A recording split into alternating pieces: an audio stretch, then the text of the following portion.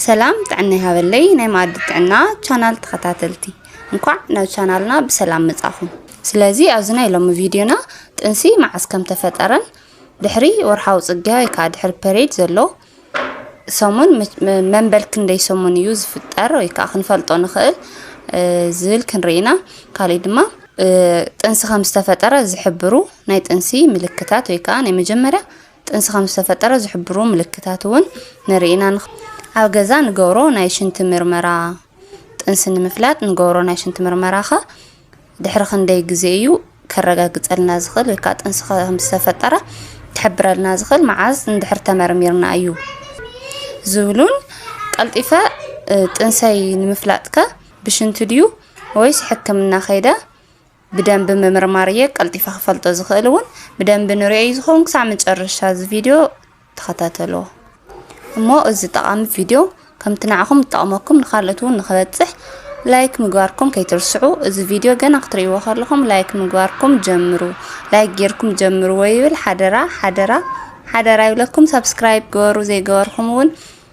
نبزحات كفتحون لايك جورو يلايك جمرو زعمج أرشاد فيديو سنة يعني حيت ناي مجمرة ناي تنسى ملكتات كحان تقال كفل عليه وخول كوان تخونو سلازي تنسن دحر تفاتيرا وزني مجمرة سوموني خنا وزني مجمرة ورحي سونتكم قلطيفو ملكت كاريكن يخليو منم ملكتون زي كاريكن يخليو زي دما كاسو نفسه زفلال عينت ملكتيو مالتي اوزاني مجمرة ورحي تنستي مخانيكس اوشتي خندي غزي كفلت يخل بفطنه كفلت اندحر دليس اوشتي كندي غزي كفلت يزخل زبل بزح زلعل طياقي نيو نزي حتوزي بسفيحون مملاس دما تنسي كحنت قال زفلال انتخو هذا دق انستيو طنوسات مخانا ناوزاني مجمرة سومون كفلطا خلاين كالوت دق انستيو دما قصالو ورحاو صقين كسعسنا ويكا بيريدن كيمصق ساع زقري منم كفلطو زي خلاين طنوسات مخانا مالتي مخنياتو سونتن منم عينت ملكت سلا زيرين طنوسات مخانا دحر بوزح ورحي زفلطا حدا دق انستيو خم زلاون كتفلطو يقبا مالت سلازي طنوسات مخان كن مفلات اتي تخكلنيا منقدي مرمرت انسان تيخا ممرماريو تي تخكلنيا منقدي مالت ازن ايت انس مرمرا خنقبر كلنا دما HCG زبحال هرمون ينا نلكع مالتيو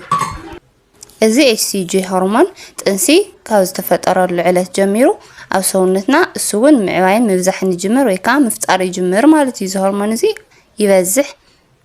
سلازي ازي HCG هرمون او سونتنا ببزحي نخمرت ورحاو صقا خاوز مصلو كاوز مصلا كساع تقارط مالتي كساع 3 كساع 4 سومنات زلو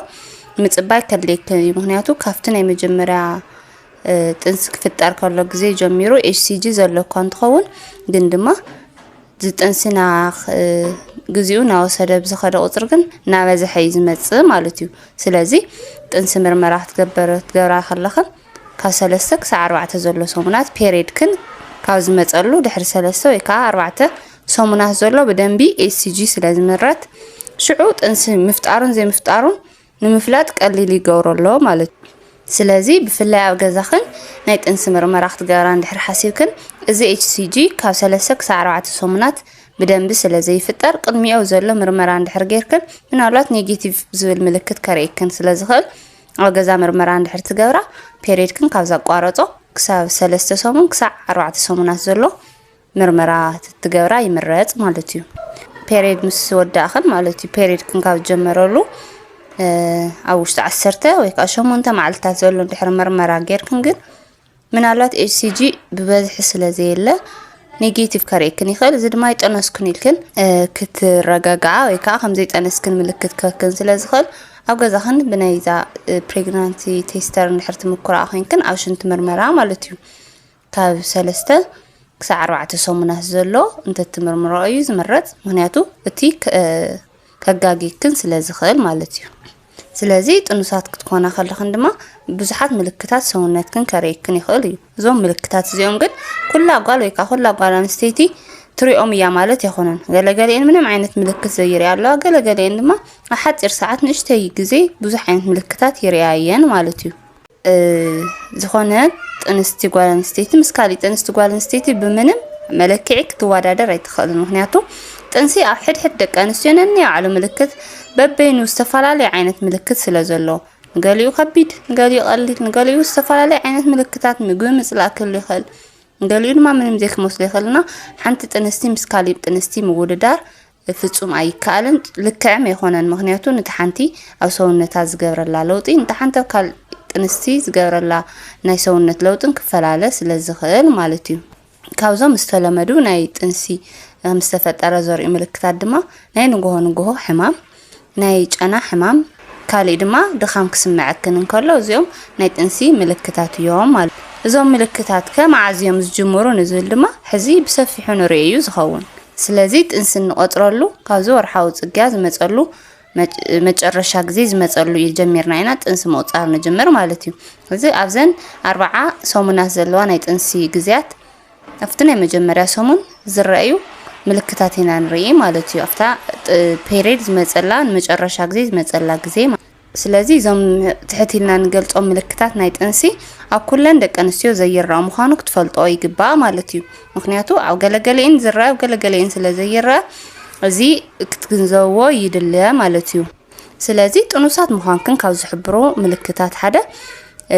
ከብዲ ቁርፀት ከብድን ጠብጠብ ኢሉ ወይ ከዓ ሕልፍ ኢሉ ናይ ደም ምፍሳስን ክረአ ይኽእል እዩ ማለት እዚ ሓደ ናይ ጥኑሳት ምዃንክን ዝሕብር ምልክት እዩ እዚ ደም ምፍሳስ ከም ፔሪድ ብዙሕ ደም ዘይኾነስ ጥንሲ ኣብ ማህፀን ክፍጠር ከሎ ዝፍጠር መትከል ወይ ከዓ ምትካል ጥንሲ ማለት እዩ ክፍጠር ከሎ ናይ ደም ምፍሳስ ንእሽተይ ነጠብጣብ ክህሉ ይኽእል እዩ ከም ድኻም ልብኻ ዕውልውል ማል ቅልሽልሽ ዓይነት ስምዒት ምህላው ናይ ጥውካ ስቃይ ወይ ከዓ ዝኾነ ቃንዛ ነገር ምስማዕ ቶሎ ሽንቲ ቤት ምኻድ ሽንቲ ምምጻእ ናይ ስምዒት ምልውዋጥ ወይ ከዓ ስምዒትካ ሙድካ ምቅያር ሆርሞናል ኢምባላንስ ናይ ሙቐት ስምዒት ምልክታትን ብተደጋጋሚ ዝረአዩ ዓይነት ምልክታት እዮም ማለት እዩ ሕልፍ ኢልና ንሪኦም ምልክታት ድማ ሓያል ጸቕጢ ደም ፈጣን ዝኾነ ናይ ልቢ ውቅዒት ናይ ጥው ሕማም ኣብ ገጽ ንብዙሕ ፈፀጋ ምህላው ክብደት ሰውነት ብጣዕሚ ምውሳኽ እዚኦም ከዓ ሕልፍ ኢልና ንሪኦም ምልክታት ናይ ጥንሲ እዮም ማለት እዩ ኣብዚ ክንፈልጠው ዘለና ድማ ጥንሲ ክፍጠር ከሎ ኣብ ማህፀን ዝንቋቑሖ ሒዝዎ ዝወርድ ማለት ናይ ምትካል ጥንሲ ንብሎ ሽዑ ፈሳሲ ደም ነጠብጣብ ይፈስስ እዩ ልክዕ ከም ፔሪድ ዝሕምም እውን ኣይኮነን ብዙሕ ፈሳስም ኣይኮነን ንእሽተይ ናይ ደም ነጠብጣብ እዩ እና እዚ ፈሰሉ ግዜ ድማ ወርሓዊ ጽግያ ክመጸሉ ኣብ ዝነበረ ግዜ ማለት እዩ እዚ ማለት ንመጨረሻ ግዜ ዝረኣኽናሉ ወርሓዊ ጽግያ ንወርሓ ማለት እዩ እና ወርሓዊ ጽግያ ኣብ ትጽበያሉ ሰዓት ዝመጽእ ፈሳሲ እዩ ንመብዛሕትኡ ሰብ ይሽውዶ እዩ ፔሪድ ዝረኣያ ወይ ከዓ ወርሓዊ ጽግያ ዝረኣያ ስለ ዝመስልን እዚ ዝፈስስ ፈሳሲ ግን ከም ወርሓዊ ጽግያ ወይ ከዓ ከም ፔሪድ ብዙሕ ፈሳሲ እውን ኣይኮነን ንብዙሕ መዓልቲ ዝጸንሕ እውን ኣይኮነን ንሓንቲ ወይ ንኽልተ መዓልቲ ንእሽተይ ነጠብጣብ ናይ ደም ንሪኤሉ ስቴጅ እዩ ማለት እና እዚ ከይሽውደክን ወርሓዊ ጽግያ መጽዩ መሲልክን ጥንሲ ከም ዘይተፈጠረ ከይተሓስባ እዚ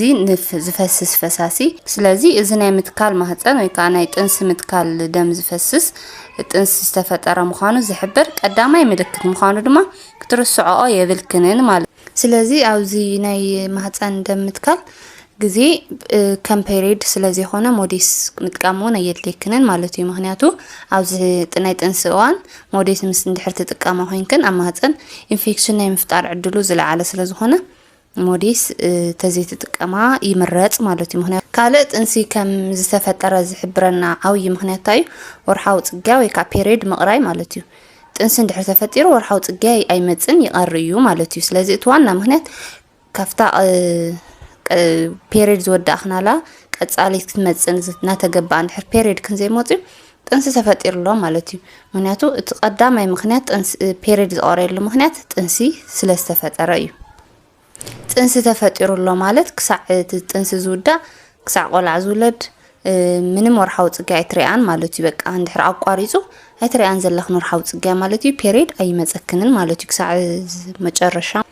ግን ድማ ኩሉ ግዜ ወርሓዊ ጽግያ ወይ ከዓ ፔሪድ ክንቀርየሎ ማለት ጥንሲ ተፈጢሩሎ ማለት እውን ዘይክኸውን ይኽእል ሓደ ግዜ ብጭንቀት ብዘየድሊ ሓሳብ ዲፕሬሽን ወይ ከዓ ዝኾነ ከቢድ ወጥሪ እንድሕር ኣቲና እውን ወርሓዊ ጽግያ ክቐሪ ይኽእል እዩ ማለት እዩ ስለዚ ኣብ ገዛኽን ናይ ጥንሲ ምርመራ ክትገብራ እንድሕር ትሓስባ ፔሪድክን ክመጸሎ ዝነበረ ወርሒ ድሕሪ 8 ወይ ከዓ 7 መዓልትታት ዘሎ በዛ ፕሬግናንሲ ቴስተር ዘላ ኣብ ገዛኸን ኣብ ሽንቲ ምርመራኻ ክትገብራ ትኽእላ ኢኽን ማለት እዩ ምክንያቱ ትክክለኛ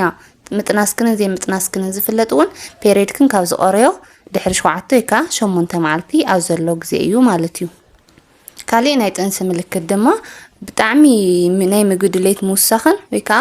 ብጣዕሚ ምግቢ ምፅላን ምልክታት ናይ ጥንሲ እዮም ሓደ ደቂ ኣንስትዮ በሊዕንኦ ዘይፈልጣ ምግቢ ደስ ክብለን ይኽእል በሊዕንኦ ዘይፈልጣ ነገር እሱ ክበልዕ ይደሊ እሶም ፅለይ ክብላ ይኽእላ እየን ሓደ ድማ ትዝነበረ ምግቡን ክፀልኦ ይጅምራ ወይ ከዓ ምንም ኣፒታይተን ክዕፆ ይኽእል ማለት እዩ ካልእ ካብዞም ጥንሲ ከም ዝተፈጠረ ዝሕብሩልና ምልክታት ድማ ናይ ሰውነት ሙቐት ብጣዕሚ ምውሳኽ ማለት እዩ ብጣዕሚ ራስን ምህላው ብጣዕሚ ልዑል ዝኾነ ካብቲ ዝነበርናዮ ዓይነት ናይ ሰውነት ሙቐትስ ምውሳኽ ማለት እዩ ስለዚ ኣብ ከምዚ ሰዓት ብጣዕሚ ሙቐት ናይ ሰውነትክን ድሕሪ ወሲኹ ሓደ ምልክት ናይ ጥንሲ ክኸውን ይኽእል ስለዚ ኣብ ከምዚ ሰዓት ሰውነትክን ናይ ሰውነትክን ሙቐት ብጣዕሚ ክውስኽ ከሎ ክትገብሮ ዝግበአክን እኹል ዝኾነ ፈሳሲ ወይ ማይ ምውሳድ ማለት እዩ ካብቲ ትወስዶ ነበርክን መጠን ንላዕሊ ኣብዚሕክን ማይ ምስታይ ከድልየክን እዩ ማለት እዩ ካልእ ካብዞም ጥንሲ ከም ዝተፈጠረ ዝሕብሩ ምልክታት ድማ ብጣዕሚ ብቀሊሉ ድኻም ክስምዐክን ይጅምር ማለት እዩ ቶሎ ድኻም ዳርጋ ምንም ከይሰራሕን ሰሪሕካ ስምዐካ ዓይነት ድኻም ዘይኮነስ ምንም ከይሰራሕካ ወይ ከዓ ቀሊል ነገር ሰሪሕካስ ብጣዕሚ ድኻም ክስምዐክን ከሎ ሓደ ምልክት ናይ ጥንሲ ክኸውን ይኽእል ማለት እዩ ኣብ እዋን ጥንሲ ናይ ፕሮጀስትሮን ሆርሞን ስለ ዝውስኽ እዚ ድማ ድቃስ ወይ ከዓ ድኻም ንክስምዐክን ይገብረክን እዩ ካልእ ካብዚ ተወሳኺ እውን ኣብ ናይ መጀመርያ ምልክታት ጥንሲ ናይ ልቢ ውቅዒት ብጣዕሚ ክውስኽ ይኽእል ማለት እዩ እዚ ሓደ እውን ናይ ጥንሲ ከም ዝተፈጠረ ዝሕብር ሓደ ምልክት እዩ ካብ 8 ክሳብ 10 ሰሙናት ኣብ ዘሎ ናይ ልቢ ውቅዒት ግን ብጣዕሚ ክውስኽ ይኽእል እዩ እዚ ድማ ዝተለመደ ዓይነት ናይ ጥንሲ ምልክት እዩ ማለት እዩ መብዛሕትኡ ድማ ብናይዞም ናይ ሆርሞናት ምዝዋዕ ዝፍጠር ነገር እዩ ማለት እዩ ካልእ ድማ ኣብ ኣጥዋትክን ወይ ከዓ ጡብክን ዘይተለመደ ዓይነት ስምዒት ክስምዐክን ወይ ናይ ምውጣር ወይ ከዓ ከምዚ ተወጠረ ዓይነት ስምዒት ክስምዐክን ይኽእል እዚ ሓደ ምልክት ናይ ጥንሲ ይኾን ኣሎ ማለት እዩ ናይ ቁስሊ ስምዒት ምሕማም ወይ ከዓ ከምዚ ዓበየ ማለት ናይ ጡብ ሳይስክን ምውሳኽ ሓደ ምልክት ናይ ጥንሲ እዩ ኣብ እዋን ጥንሲ ናይ ኤስትሮጅንን ፕሮጀስትሮንን ሆርሞናት መጠን ይውስኽ እዩ በዚ ምክንያት ድማ ናይ ስምዒት ምልውዋጥ ሙድክን ምቅያር በቃ ካብቲ ዝነበርክኖ ተፃራሪት ኮና ትኽእላ ናይ ሙድ ስዊንግ ንብሎ ማለት እዩ ዘየናድ ነገር ከናደክን ዘሐጉሰክን ነበረ ዘይክሐጉሰክን ይኽእል እዚ ድማ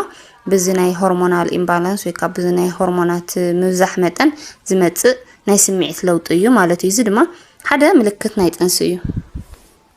ካልእ ድማ ካብ ምልክታት ጥንሲ ዝኾነ ሓደ እንታይ እዩ ቦሚት ምዋል እዩ እዚ ቦሚት ምዋል ኣብ ኩለን ደቂ ኣንስትዮ ዘይከጋጥም ይኽእል ግን ድማ ካብ ጥኑሳት ልዕሊ 70 ሚእታዊ መብዛሕትአን ዘጋጥመን ቦሚት ምዋል እዩ ማለት እዩ እዚ ሓደ ምልክት ናይ ጥንሲ እዩ ካልእ ናይ ጥንሲ ምርመራ ክትገብራ ከለኽን ሽንቲ ምርመራ ብሽንቲ ምርመራ እንድሕር ክትፈልጣ ደሊኽን ከምቲ ዝበልናዮ ካብ 7 ክሳብ 8 ሰሙናት ኣብ ዘሎ ድሕሪ ፔሪድ ማለት እዩ ዘሎ ሰሙናት ክትፈልጣ ትኽእላ ኢኽን እንድሕር ቀልጢፍን ክትፈልጣ ትደልያ ኮይንክን ግን ኣብ ሕክምና ብምኻድ ደም ምርመራ ኢኽን ክትገብራ ዘለክን ማለት እዩ ምክንያቱ ካብ ብሽንቲ ንላዕሊ ብደም ቀልጢፍ ክፍለጥ ይኽእል እዩ ስለዚ ውሽጢ ንእሽተይ መዓልቲ ምጥናስክን ዘይምጥናስክን ክትፈልጣ እንድሕር ትደልያ ደም ምርመራ ክትገብራ ትኽእላ እዚ ናይ ደም ምርመራ ካብ 6 ክሳብ 7 መዓልቲ ዘሎ ክፍለጥ ይኽእል እዩ ማለት እዩ ስለዚ ዝኸበርኩምን ዝኸበርክን ተኸታተልቲ ማዕዲ ጥዕና ናይ ሎማዓንቲ ፕሮግራመይ ዝመስል ነይሩ ዝኾነ ይኹን ጥያቄ ርእይቶ ሓሳብ እንድሕር ኣለኩም ኣብ ኮመንት መፅሓፉ ቦታ ክትፅሕፉለይ ትኽእሉ ኢኹም ስለተከታተሉኒ ይኣኒለይ